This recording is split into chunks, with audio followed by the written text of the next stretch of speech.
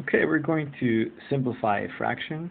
Okay, so simplify a fraction, which means can we write a fraction using smaller integers than how it is presented to us? Okay, and the fraction we're going to simplify right now is going to be 27 over 18. Okay, it's a regular fraction. Okay, and we have to ask the question: is this written in the smallest possible integers?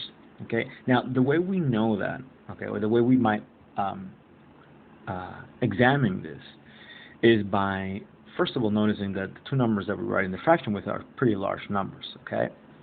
And what we're going to do is the following. We're going to simply factor these numbers into what numbers can be multiplied to give us either our numerator and our denominator, okay? And those would be the factors. The factors of a number are the numbers that multiply together give us back that number. Those are the factors, okay? And so these factors, these multiplicative factors, they multiply together to give 27. And the first two factors that I can think about are 3 and 9. Okay, so 3 and 9 multiplied together give us 27. What about 18? Well, 3 times 6 will give us 18. Okay?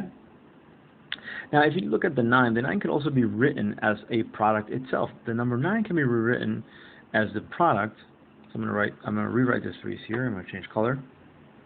Okay, so the 9 can be rewritten as a product of 3 times 3, and the 6 can be rewritten as a product of 3 times 2. Okay? Now, it turns out that factors that appear in the numerator as well as the denominator can be canceled out. Okay? And there's a reason for that. So first of all, let's identify these. Okay? This factor and this factor can cancel each other out. This factor and this factor can cancel each other out, okay?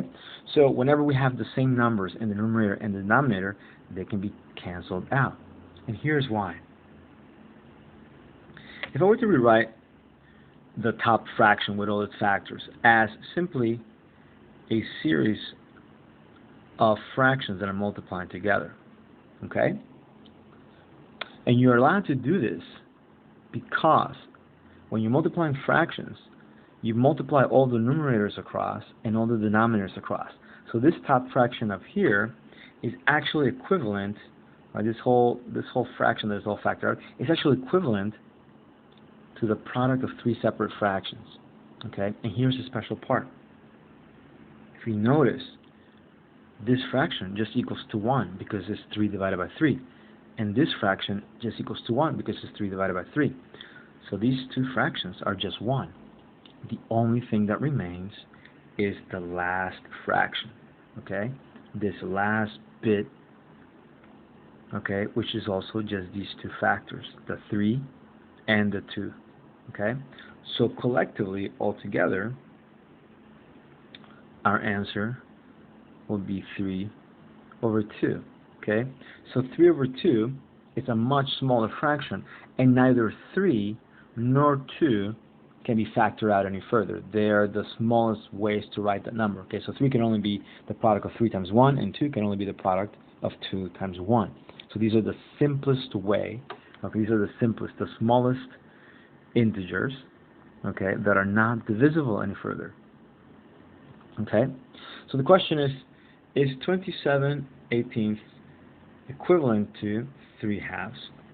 And the answer is yes. They're equivalent and they are separated by, they're related by a factor of 9.